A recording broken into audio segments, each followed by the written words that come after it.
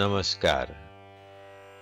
महापुरुषों का कहना है कि कविता हमें बेहतर इंसान बनने में सहायता करती है। इसलिए ये जरूरी लगता है कि कविता सब तक पहुंचे, सब कविता को जानें और समझें। विशेष रूप से हमारी युवा होती पीढ़ी अर्थात किशोर बच्चे कविता से निकटता बनाएं तो एक बेहतर समाज के निर्माण में उनकी भूमिका सार्थक हो सकती है।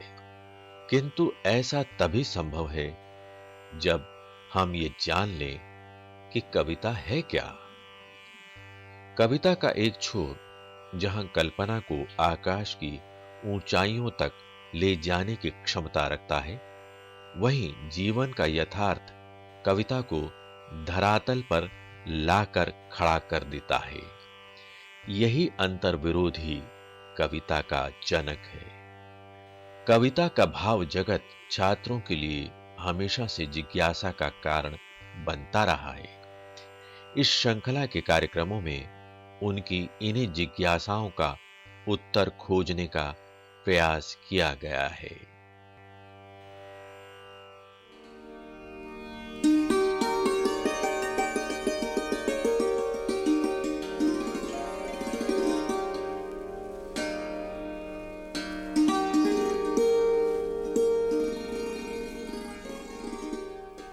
नमस्कार साथियों, आज हम सुमित्रा नंदन पंत और उनकी कविता ग्रामश्री पर बातचीत करेंगे। सुमित्रा नंदन पंत छायावाद के प्रसिद्ध कवि हैं। उन्होंने प्रकृति प्रेम की अनोखी कविताएं लिखी हैं। साथ ही उन्होंने ग्राम जीवन पर भी कुछ अद्भुत कविताएं लिखी हैं जो उनके अनेक संग्रहों में मौजूद हैं। इसी कविता पर और बातचीत करने के लिए हमारे साथ मौजूद हैं प्रोफेसर लालचंद राम। डॉक्टर साहब, आपका इस कार्यक्रम में बहुत बहुत स्वागत है। नमस्कार। धन्यवाद। नमस्कार डॉक्टर साहब, इस कविता पर हम बातचीत करें इससे पहले अच्छा हो कि हम कवि सुमित्रा नंदन पंत का संक्षिप्त जीवन परिचय पालें। बिल्कुल ठीक है। कवि सुमित्रा नंदन पंत उत्तर प्रदेश के अल्मोड़ा जिले के कौसानी गांव में सन 1900 में पैदा हुए थे। अब अल्मोड़ा और कौसानी दोनों उत्तराखंड एक नए राज्य के रूप में जाना जाता है।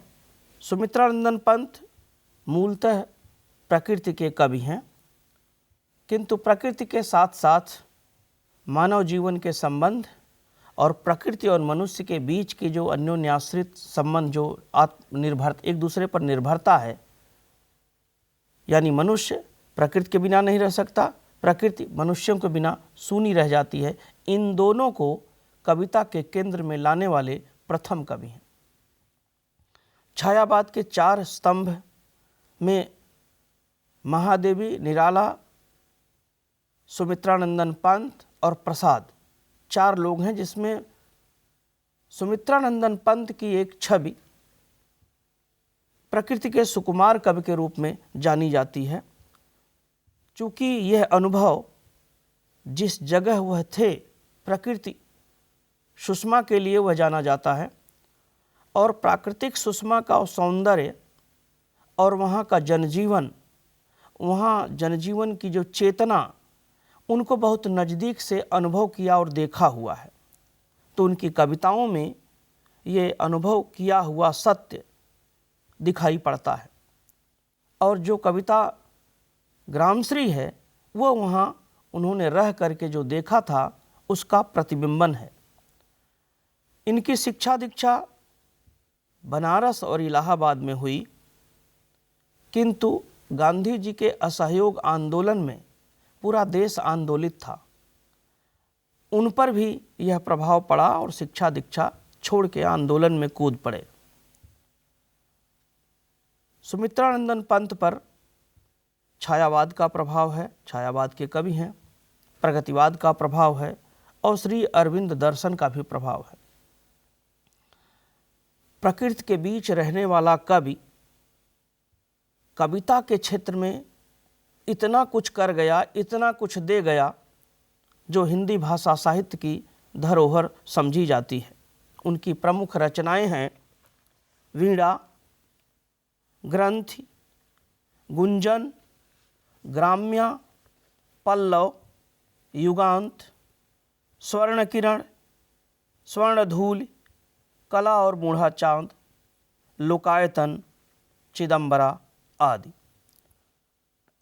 उनको साहित्यिक अवदान के लिए, साहित्य में महत्वपूर्ण योगदान के लिए उन्हें साहित्य अकादमी पुरस्कार मिला, भारतीय ज्ञानपीठ पुरस्कार मिला और सोवियत लैंड नेहरू पुरस्कार भी मिला। सोवियत लैंड नेहरू पुरस्कार के बाद उनकी एक यात्रा भी सोवियत लैंड की हुई थी, सोवियत संघ की जी। उस यात्रा से वापस आने के बाद उनमें कविता के क्षेत्र में जो परिवर्तन आया, वह परिवर्तन आम जनता की चेतना और आम जनता के दुख दर्द से जुड़े हुए अनुभव उनकी कविता में प्रतिबिंबित हुए। इन्हें क्या वो पद्म विभूषण या पद्म भूषण पुरस्कार भी मिला था? जी हाँ, बिल्कुल मिला था। इनका काव्य क्षेत्र का विस्तार 1916 से लेकर के 1977 तक फैला हुआ। अच्छा। यानी प्रकृति के बीच रहने वाला कवि, जी। अनुभव और यथार्थ का इतना विशाल विशद ब्यौरा प्रस्तुत करने वाला जी। पहला कवि है जिसने इतनी लंबी कविता के क्षेत्र में इतनी लंबी पारी समझिए निभाई है। जी। साहित्य में बहुत बड़ी, साहित्य की बहुत बड़ी देन है। जी।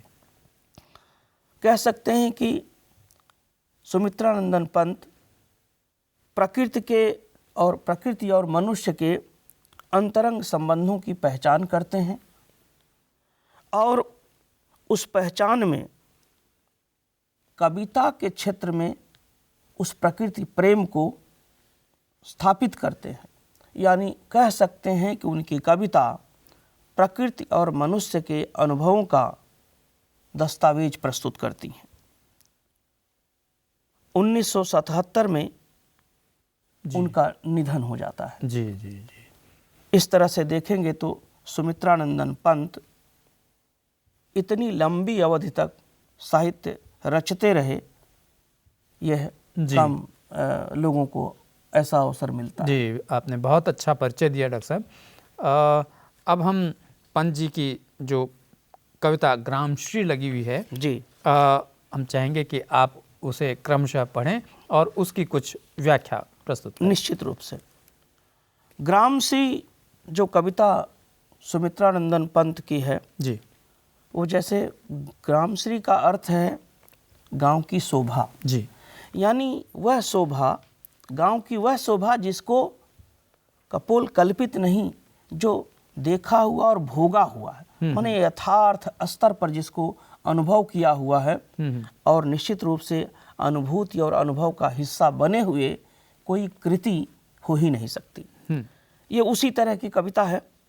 फैली खेतों में दूर तलक मखमल की कोमल हरियाली, लिपटी जिसमें रब की किरणें चांदी की सी उजली जाली, तिनकों के हरे हरे तन पर हिल हरित रुधिर है रहा झलक, श्यामल भूतल पर झुका हुआ नभ का चिर निर्मल नील फलक। अब आप देखें कि फैली खेतों में दूर तलक, ये खेतों में जो फैली हुई हरियाली है कोमल सुंदर हरियाली है, सुंदरता के लिए आई है और मखमल सी कोमल है। यानी वो हरियाली ऐसी हरियाली है जो मखमली अनुभव दे रही है। दृश्य उसका ऐसा लग रहा है, अनुभव ऐसा लग रहा है जैसे मखमली है। कारण कि लिपटी जिसमें रब की किरणें चांदी की सी उजली जाली, जब सूर्य की किरण पड़ती है ऊपरी परत पर, फसल के ऊपरी हिस्से पर, तो वह उजली जाली यानी सफेद चांदी की तरह उजली जाली जैसे दिखती है। प्रातः काल में जब सूर्य की किरण पड़ती है उस समय जो हरियाली, खेतों की हरियाली, फसलों पर जो उसका असर पड़ता है, उसका वर्णन किया है कवि ने।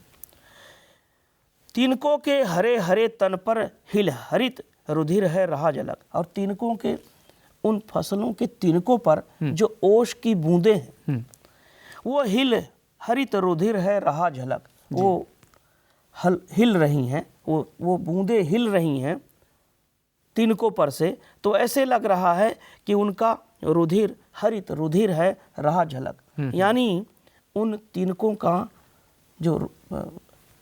का जो रुधिर है वो झलक रहा। हरित हरा रुधिर माने हरा और रक्त रुधिर लाल दोनों का मिश्रण है। जब वो ओस ढलकती है सूर्य की किरण के बाद, ओस जब उनके तने पर पौधों के तनों पर आती है तो वह हरा और रुधिर लाल दोनों रूपों में दिखाई पड़ती है। श्यामल भूतल पर झुका हुआ नभ का चिर निर्मल नील फलक। और कवि कहता है कि श्यामल यानी धरती का रंग, श्यामल भूतल पर सांवला सांवला रंग, सांवले भूत सब धरती का रंग श्यामल है। श्यामल भूतल पर झुका हुआ नभ का चिर निर्मल नील फलक। ये नील फलक माने नीला पटल, ये आकाश का नीला पटल माने ऊपर आकाश का नीला पटल है। हाँ, और नीचे पृथ्वी श्यामल जी भूरी पृथ्वी है। वो दोनों के बीच पर ऐसे लग रहा जैसे क्षितिज का वर्णन कर रहा कि आसमान ऊपर नीला निर्मल साफ है, नीले रंग का, और नीचे धरती श्यामल भूतल है, सांवली धरती, और इसके बीच का जो बिंब है उसको वो हरियाली का है। क्या बात कवि बताना चाहता है। जी। कविता आगे बढ़ती है जी। रोमांचित सी लगती वसुधा, आई जाओ गेहूं में बाली, अरहर सनई की सोने की, किंकड़ियां हैं शोभाशाली जी। उड़ती भीनी तैलाक्त गंध, फूली सरसों पीली पीली, लो हरित धरा से झांक रही, नीलम की कली तीसी नीली। रोमांचित सी वसुधा लगती वसुधा यानी जो पृथ्वी है, कब उस समय जब नीला आकाश का पर जब क्षितिज का वर्णन किया है और नीचे फसलें उजली सी जाली सी दिख रही, उसके वर्णन को कह रहा कि जब गेहूं और जौ की बाली आती है तो वसुधा रोमांचित हो जाती है। वसुधा रोमांचित होने से ये आशय यह है कि जो किसान खेती कर रहा है जी, जब तक उनकी फसलों में बाली नहीं लग जाती तब तक उसको क्या सुख है। तो जैसे ही बाली लगता है उसको लगता है कि इस बार फसल अच्छी होगी। मैंने बाली का अर्थ है कि यहाँ जो अन्न के दाने उसके अंदर आ जाते हैं। हाँ, तो निश्चित रूप से फूल आएंगे, फूल के बाद दाने होंगे। जी। दाने होंगे यानी फसल का 1/3 समय जो है वो बीत चुका होता। अब दाने आने से एक आशा और आकांक्षा का संचार होता है, इसीलिए किसान रोमांचित होता है। आई जाओ गेहूं में बाली, अरहर सनई की सोने की। अब अरहर और सनई, अरहर जिसको टूअर कहते हैं, इसका फूल और सनई जिसके तने को सड़ा के धोया जाता है और तो रस्सी बनती है, जिससे वो सनई है। इन दोनों के फूल पीले रंग के होते हैं। अच्छा। और पीले और कैसा कवि ने कैसा किया है, अरहर सनई की सोने की। अब वो पीला रंग जो है अरहर का और सनई का, दोनों का फूलों का रंग सोना जैसा है, पीला है। किंकड़ियां हैं शोभाशाली। अब वो अरहर और सनई के सोने जैसे फूल वो ऐसे लग रहा जो कि प्राकृतिक सुषमा के दृष्टि से देखें तो जैसे क्षितिज पर वो किंकड़ियां अर्थात करधनी और उनकी आवाज जैसा लग रहा, एकदम मधुर मनोरम दृश्य का वर्णन किया है। उड़ती भीनी तैलाक्त गंध, फूली सरसों पीली पीली। जब सरसों में फूल लग जाते हैं पीले पीले तो ऐसे लगता है कि जैसे तैलाक्त यानी तेल से जुड़ी हुई तेल जैसी गंध, यानी सरसों के फूलों का असर वातावरण पर ऐसा पड़ता है जैसे सरसों के तेल जैसी गंध पूरे वातावरण में समाई हुई है, भीनी हुई है और वो वातावरण में फैली हुई है। यानी सरसों का जो खेत है उनका जो पीला फूल है उससे पूरा वातावरण तैलाक्त गंध यानी तेल जैसी गंध या सुगंध जैसी फैली हुई है। फूली सरसों पीली पीली, लो हरित धरा से झांक रही, नीलम की कल तीसी तीली। अब तक जौ और गेहूं, अरहर और सनई, इसके बाद पीली सरसों के फूल और उसकी तैलाक्त गंध। अब कब कह रहा है, लो हरित धरा से झांक रही, नीलम की कल तीसी नीली, यानी अलसी, तीसी माने अलसी, और उसका फूल नीले रंग का होता है।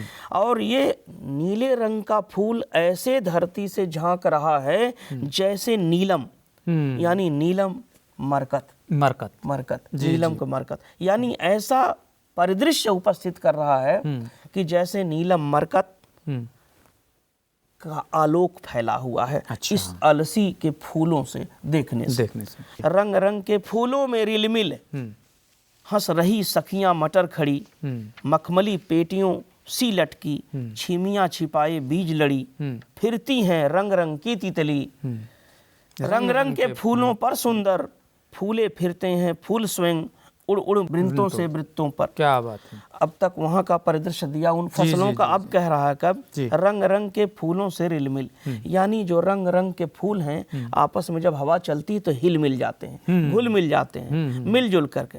हंस रही सखियां मटर खड़ी, और उनके पास ही जो मटर की फसल है जिसमें दाने लगे हुए हैं वो खड़ी हंस रही हैं। हाँ, तो उनमें भी एक मानवीकरण सा कर दिया है ना, उसको मानवीकृत करते हुए उनको सखिया बना दिया है जी। और वे आपस में एक दूसरे से मिल रही हैं। क्योंकि मटर के जो पौधे होते हैं उसमें कई सारी फलियां होती हैं और कई सारी फलियों के आपस में दाने होते हैं, फलियों में कई दाने होते हैं, तो इसलिए ये सारा रिल मिल और सखियों का मटर की मखमली मटर खड़ी हंस रही, यानी वो एक दो नहीं है, उनकी संख्या ज्यादा, इसलिए हंस रही हैं सखियां।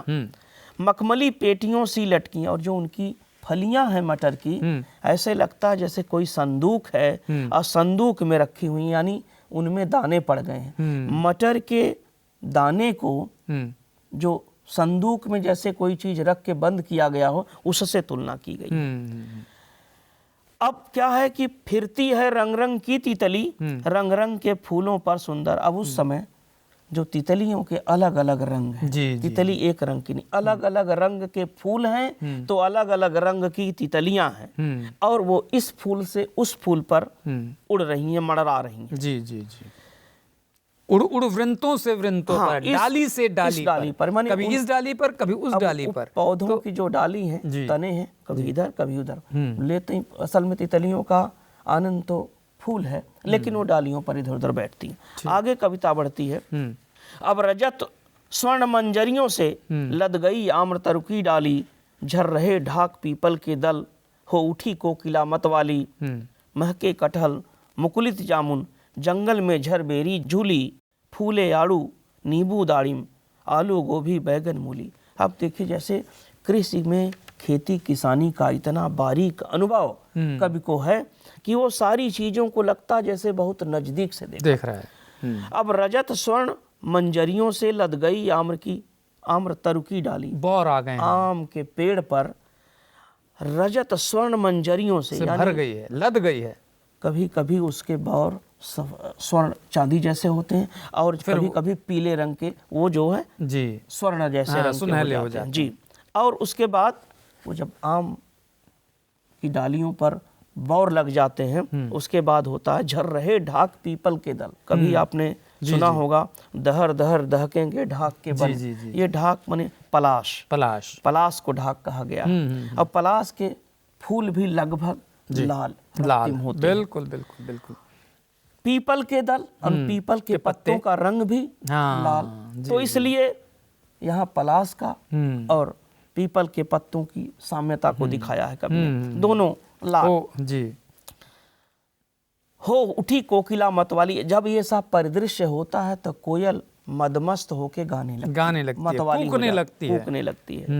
महके कटहल मुकुलित जामुन, महके कटहल जिसको अंग्रेजी में जैक फ्रूट कहते हैं, जी कटहल। वो कटहल महकता कब है, तब है जब उसका वो पकने लगता है जी, तो उसकी सुगंध पकने के बाद ही निकलती है। और मुकुलित जामुन, और जामुन जो अधखिली होती है, यानी जामुन के रंग में भी जब तक वो खिलती है, पानी थोड़ा पड़ता है तो वो खिलने लगती है, उससे पहले अधखिली, यानी बरसात से पहले का दृश्य है। हाँ।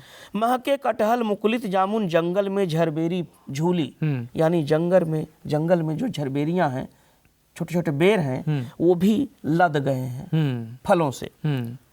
फूले आड़ू नींबू दाड़िम, ये सारी की सारी आलू गोभी बैगन मूली ये सब जैसे लग रहा है कि इन सब के फूल आ गए हैं, सब एकदम अपनी अपनी सब फसलों से अपने फलों से समृद्ध हो गया, यानी सब्जियों की भी बहार आई है। बाहर आ गई। ऐसा मौसम है जिसमें सब्जियों की भी कमी नहीं है, उनमें भी समृद्धि आ गई है, उनमें भी एक अलग तरह का। पीले मीठे अमरूदों में अब लाल लाल चित्तियां पड़ी, पक गए सुनहले मधुर बेर, अमली से तरु की डाल जड़ी, लहलह पालक महमा धनिया, लौकी और सेम फली फैली, मखमली टमाटर हुए लाल, मिर्चों की बड़ी हरी थैली। कब यहाँ ये कह रहा कि पीले मीठे अमरूदों में अब लाल लाल चित्तियां, लाल लाल धब्बे पड़ गए, पकने जब लगता है। अमरूद जब पीला होता, पीला के बाद जब लाल होता है तो उसमें धब्बे पड़ जाते हैं। पक गए सुनहले मधुर बेर, और जो बेर थे वो भी अब पक गए हैं। हरे बेर होते हैं शुरू में, इसके बाद जब पकते हैं तो पीले के लाल होने लगते हैं। आंवली से तरु की डाल जली, अब जो आंवला है वो जो आंवला डाल तनों पर बिखर सब जगह फैला हुआ है, यानी इतनी आंवले की भी फसल बहुत ज्यादा है। लेकिन आंवली कहा है कवि ने कि छोटे छोटे आंवले, उनके आकार को बताया कि छोटे छोटे। लहलह पालक महमा धनिया, जो लहलह पालक माने पालक बहुत आयत है, फैल रही, खूब फैल रही, जैसे और हवा में लहर रही, हवा में लहर रही, ऐसे लग रहा कि पैदावार बहुत ज्यादा है। और महमा धनिया, धनिया की जो खुशबू है वो फैली हुई है पूरे वातावरण में। लौकी और सेम फली फैली, ये भी सब फल करके फैली हुई, चारों तरफ इनका परिदृश्य व्याप्त है। मखमली टमाटर हुए लाल, क्या बात, मखमली देखिए, टमाटर भी मखमली और ऊपर से लाल लाल। मिर्चों की बड़ी हरी थैली, और मिर्चें भी ऐसे, हरी मिर्च ऐसे हैं जैसे एकदम थैली माने बहुत ज्यादा, उनकी पैदावार भी बहुत ज्यादा है। जी। बालू के सांपों से अंकित गंगा की सतरंगी रेती, सुंदर लगती सरपत छाई तट पर तरबूजों की खेती, अंगुली की कंघी से बगुले कलगी सवारते हैं कोई, तिरते जल में सुरखाब पुलिन पर मंगरौठी रहती सोई। कभी कहता है कि बालों के सांपों से अंकित गंगा की सतरंगी रेती, गंगा की सतरंगी, अलग अलग रंगों की सतरंगी रेती ऐसे लग रही है जैसे बालू के सांप रेंग रहे, रेंग कर चले गए हों। कह सकते हैं आप कि गंगा का किनारा पानी जब छोड़ता है से नीचे उसका कम होता है, तो एक ऐसा ही परिदृश्य बनता है जैसे बालू के सांप वहां रेंग रहे हों।